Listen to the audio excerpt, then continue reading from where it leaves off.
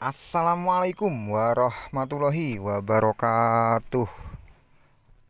Selamat siang, Om Swastiastu. Semoga kita diberi kesehatan dan teman-teman kita yang sedang sakit, mudah-mudahan Tuhan Yang Maha Kuasa memberikan kesembuhannya ya. Dan tak lupa jangan lupa subscribe ya, karena subscribe itu gratis. Hai hai hai. Pada hari ini ya kita akan membahas tentang masalah koin core yang lagi heboh, yang tidak sesuai dengan ekspektasi kata orang. Jadi kita lihat dulu ya. Jadi core, core itu core USDT ya. Itu sekarang sudah tadi malam udah listing di Git.io ya. Sekarang diperdagangkan dengan USD 4,2 dolar ya, 4 dolar sekitar 64.000 ya. Sekitar itu. 64.000 rupiah ya. Banyak sekali orang yang mungkin banyak yang kecewa ya, dapatnya dikit ya. Harapannya per koinnya 6.000 dolar. Ada yang berapa 72.000 dolar. Jadi salah kita sendiri sebenarnya. Mengapa kita nggak nambangnya tidak dulu ya? Coba 2 tahun yang lalu kita nambang. Selama 2 tahun kita nambang ya koinnya dapatnya banyak ya. Dapat 2000 core kali 4 dolar. Banyak itu. Baru 3 bulan mau listing baru kita nambang. 2 bulan listing kita mau listing kita baru nambang, dapatnya dikit. Nah itu. Jadi tapi kita jangan apa ya, puasa ya. Masih banyak apa itu penambangan baru ya. Seperti kayak Eagle Network, juga itu Catster, juga Omega Network. Itu kan katanya setahun lagi mau listing, Citra Bank juga itu. Kata dengar kan mau listing setahun lagi, kira-kira setahun lagi ya. Ya tidak salahnya kita coba dulu ya, kita nambang aja ya. Jadi ngumpulkan koin sebanyak-banyaknya ya. Nanti kalau kita listing itu kan kita sudah punya banyak koin ya. Koinnya nggak dikit ya. Jadi pada hari ini ya kita akan bahas masalah core USDT ini. Saya ingin lihat di tweetnya itu. Tweetnya di kemarin saya screenshot ya. Saya lacak gitu ya di tweetnya Korchen ya. Di tweetnya Korchen.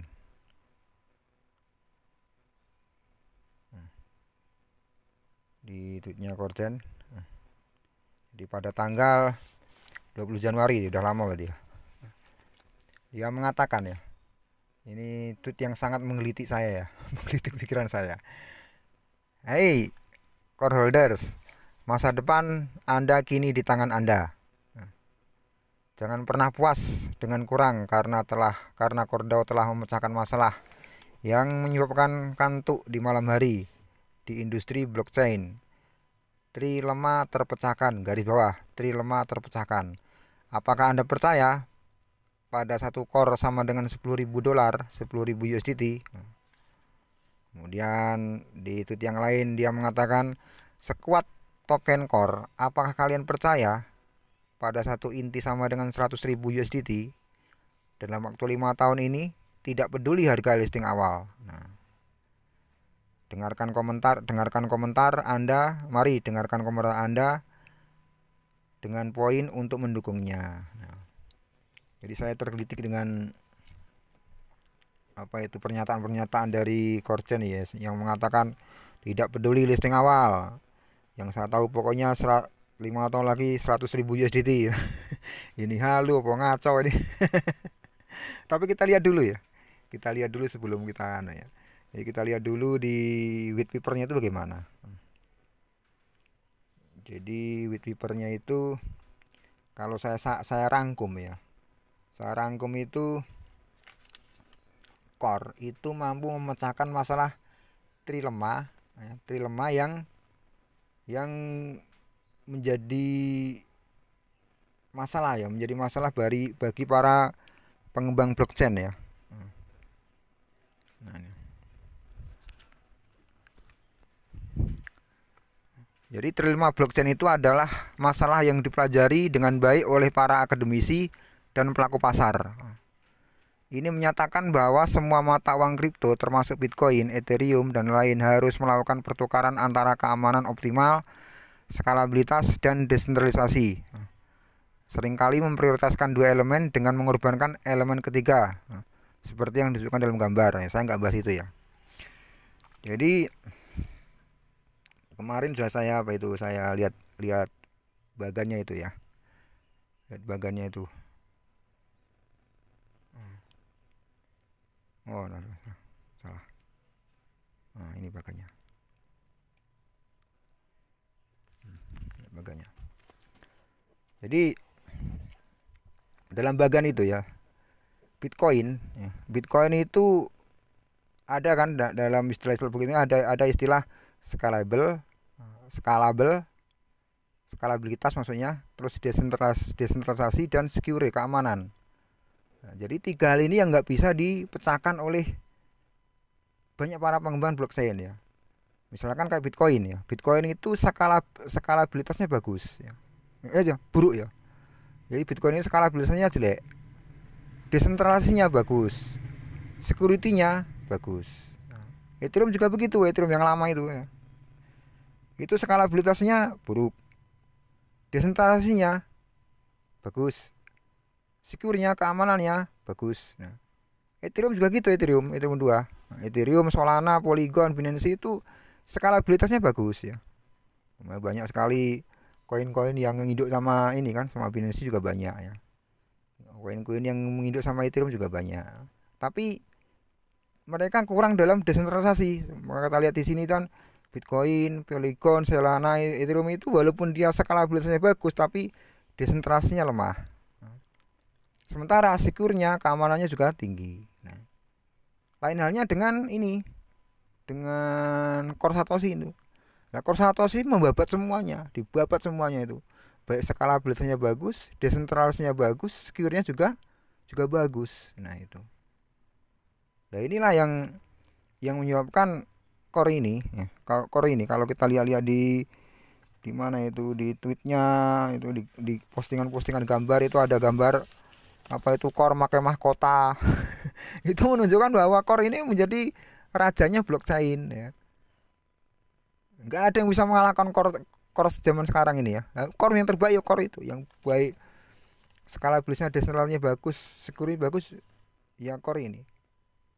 Tidak ada yang bisa menjalankan skalabilitas, desentralisasi dan security secara bersamaan, nggak ada yang bisa kecuali Core. Yang lainnya ada yang salah satu ditinggalkan, dikorbankan yang lain. Seperti tadi saya contohkan misalkan Bitcoin itu desentralisasinya bagus, security-nya bagus tapi skalabilitasnya kurang. Nah, gitu kan. Binance yang apa itu yang bagus sekali itu, skalabilitasnya bagus memang. Ya. Security-nya bagus tapi desentralisasinya lemah. Nah, kan gitu. Yang bisa menyelesaikan masalah itu cuma satu, yaitu Core. Nah, jadi itu saja. Jadi dengan kita itu punya gambaran, oh Core itu begitu ya, mengapa dulu heboh, berani orang pasang harga sampai $70, $70.000 sampai $100.000 gara-gara itu ya. Nah, jadi skalabilitas trilema itu ya semacam apa? Lapisan-lapisan blockchain itu muncul sebagai imbas dari kondisi yang disebut trilema skalabilitas blockchain. Di dalam skalabilitas itu, di dalam skalabilitas trilema, pengembang proyek blockchain harus putar otak demi mengoptimalkan dan menyeimbangkan tiga aspek utama blockchain, yaitu yang pertama tadi saya sebut tadi ya, skalabilitas, desentralisasi dan secure, keamanan. Nah, hanya saja itu ya, para pengembang tidak bisa mendapatkan ketiganya, baik skalabilitas, desentralisasi atau keamanan, tidak bisa mendapatkan ketiganya, nggak bisa ya. Secara bersamaan nggak bisa. Mereka para pengembang itu harus melepas salah satu andalannya, keandalannya satu aspek agar dua aspek lainnya berjalan optimal. Nah, beri contoh misalnya kayak Polygon. Polygon itu skala habilitasnya bagus, skurnya bagus, tapi ternyata desentralisasinya jelek. Nah itu contohnya, belum terdesentralisasi ya. Nah,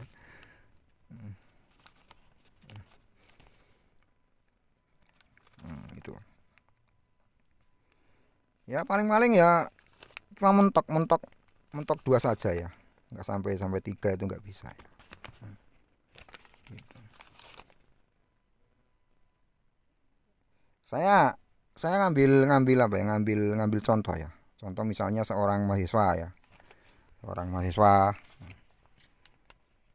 itu atau seorang pelajar misalnya tidak akan bisa mendapatkan nilai yang bagus ya, kehidupan sosial yang bagus ya, dan waktu istirahat yang baik atau waktu tidur yang baik yang dilakukan secara bersama-samaan, tidak akan bisa ya. Ya mungkin tadi hanya mentok pada dua saja. Misalnya contoh nih, mahasiswa itu kehidupan sosialnya bagus ya, kehidupan sosialnya bagus ya. Terus waktu istirahatnya atau waktu tidurnya bagus ya. Tapi mesti nanti nilainya jelek, nilai akademiknya. Nah, ada lagi misalnya dia apa itu nilainya bagus, nilai akademiknya bagus ya. Terus waktu untuk kehidupan sosialnya bagus ya. Tapi akhirnya nanti waktu istirahatnya kurang. Nah gitu, jadi tidak akan bisa dilakukan secara bersama-sama, nggak ada yang bisa ya. Nah itulah yang disebut dengan, kalau dalam istilah mahasiswa itu disebut dengan trilema. Trilema tadi ya.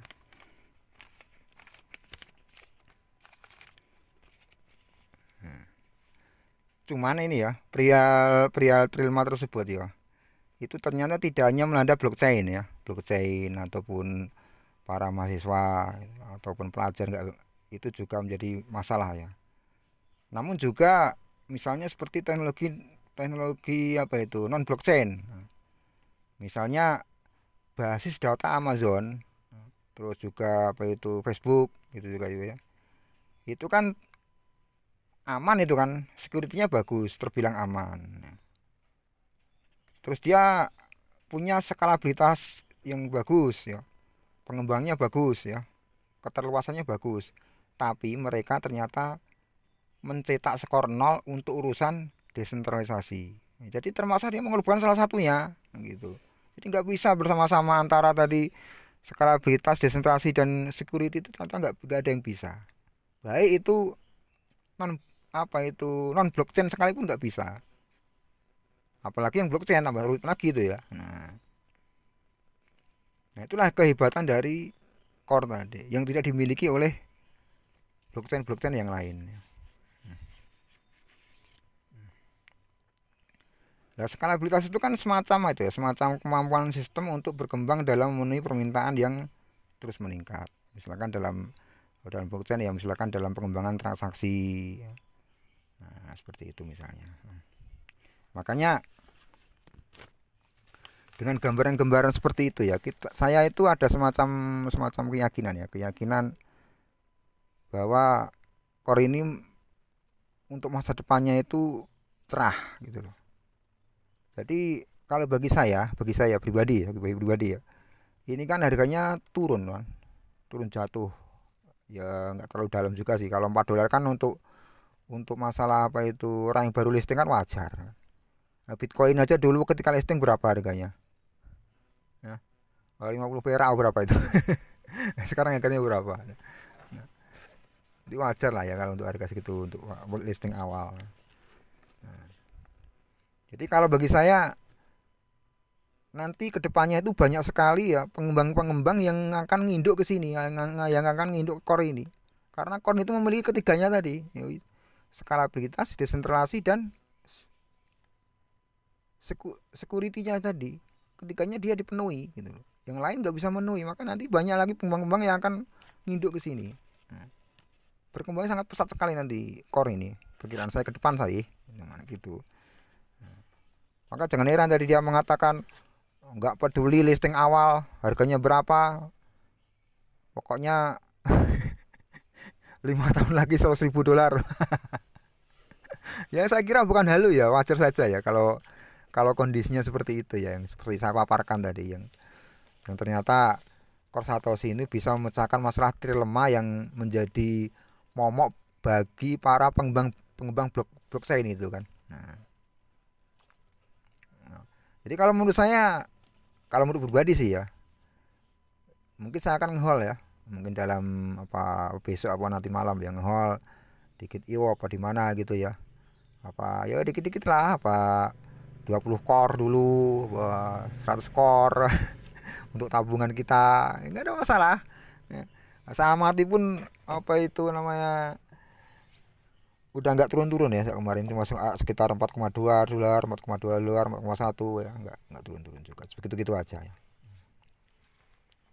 Nah, lagi pula banyak sekali ya apa itu core-core yang udah terkunci ya, udah di staking banyak sekali, jadi peredarannya terbatas dan lama-lama makin langka juga ya. Jadi gitu aja ya, kalau menurut saya core ini menjadi menjadi masa depannya blockchain yang akan datang ya. Gitu aja gambarannya tentang masalah core ya. Terima kasih dari saya. Wassalamualaikum warahmatullahi wabarakatuh.